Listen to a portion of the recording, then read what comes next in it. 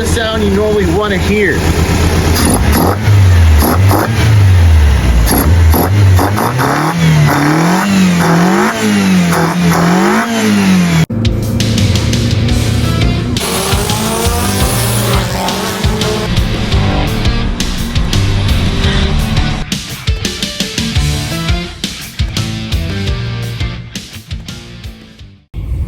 Hey guys, welcome back. Today we're going to discuss about the car I just bought about 10 days ago, the AE86. Everyone knows it as HACHIROKU. This is the coupe version, not the 3-door. And I have a long history of AE86s. Like back in 2009, I bought my first AE86. It was in mint condition. It had the 4AC carb motor, and I sold it years later. About 7 years ago, I bought another one. And as you can see, I normally buy them like close to death, and I end up wasting like $5,000 just fixing them up, changing engines and doing swaps and paint and all that stuff. Back then, 7 years ago, I tried to get into the drift world, and they told me that the 16 valve wouldn't cut it, that I should put in an SR20 DET engine on it. I found one, we swapped the motor out, I rebuilt the engine, put a new turbo on, fixed the gearbox, took it to the dyno. And it just made 174 wheel horsepower, which wasn't enough. About 6 months later, I found out that the first AE86 that I ever bought was thrown away somewhere in a lot.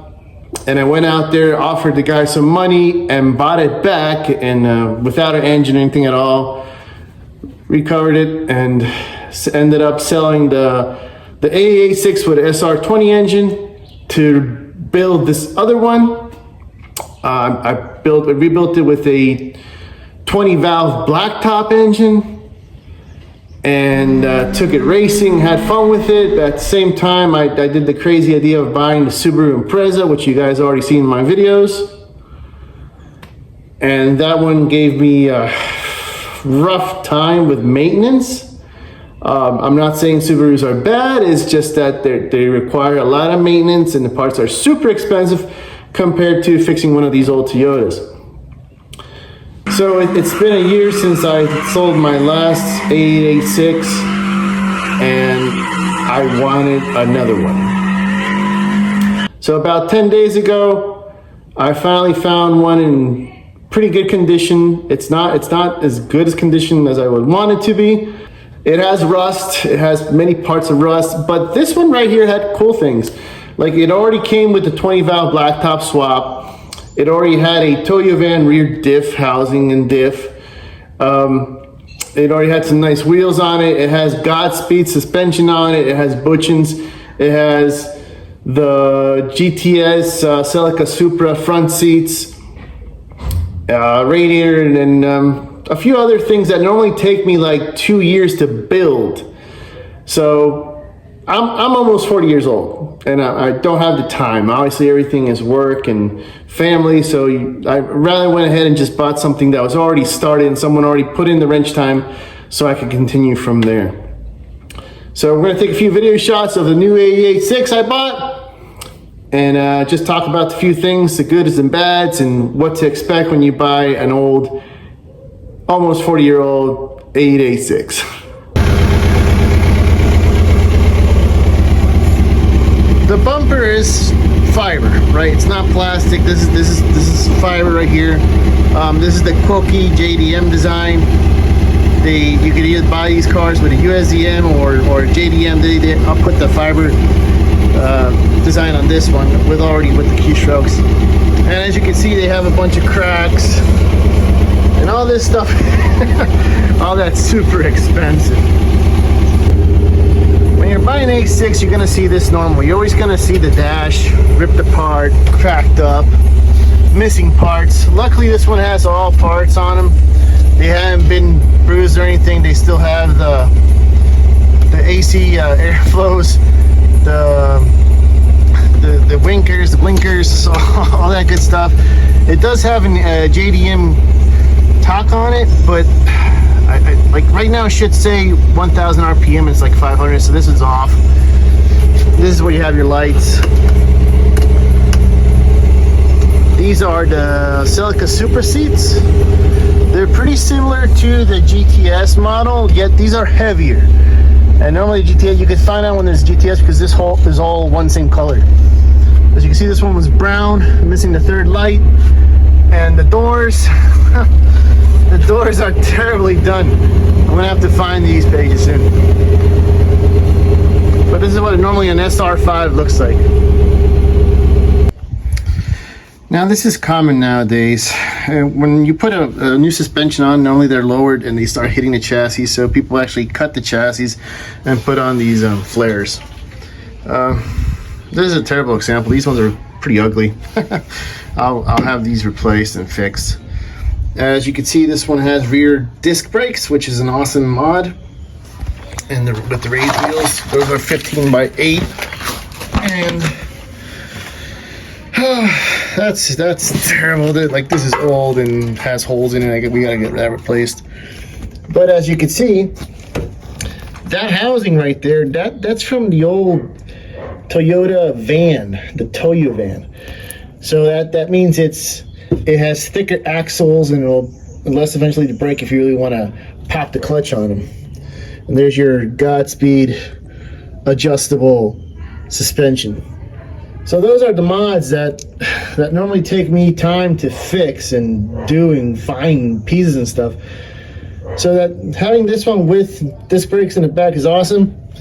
But I will need to add like another caliper for the handbrake.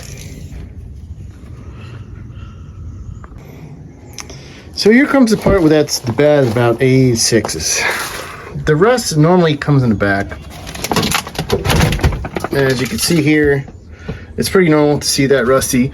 What's important is to look at the pockets. Make sure that the original hole is still there and that's still there. Normally people just cut those pockets out. In that case, I'll have to repaint that and make sure that it doesn't get any worse. But yeah, again, it's a 4-year-old car. This takes money to repair.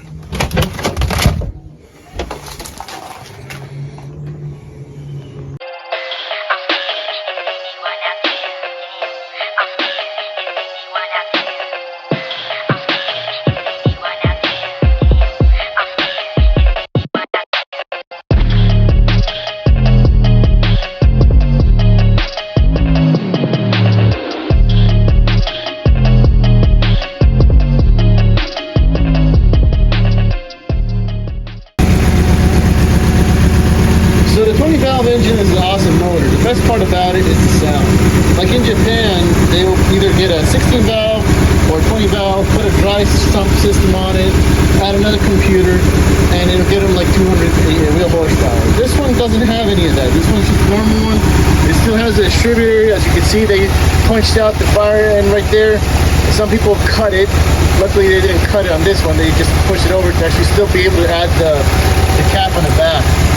But when running an AE86, this is the sound you normally want to hear.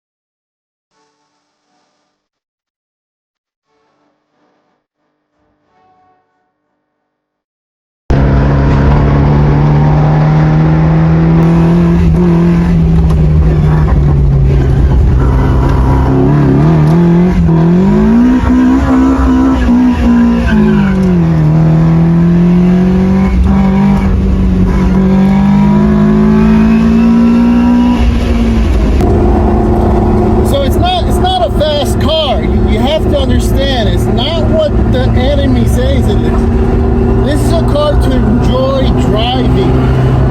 The sound that engine makes is what makes every penny worth this car.